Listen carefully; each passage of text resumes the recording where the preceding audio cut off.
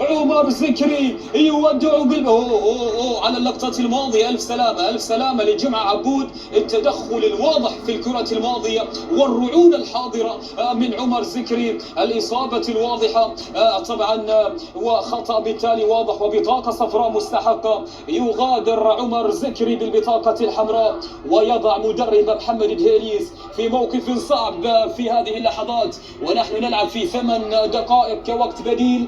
في تغيير يبدو لي عبد الله مسامح يستعد للمشاركة، ربما كذلك نعم في تغيير للجهرة، لكن من سيترك الآن أرضية الملعب بعد خروج عمر زكري؟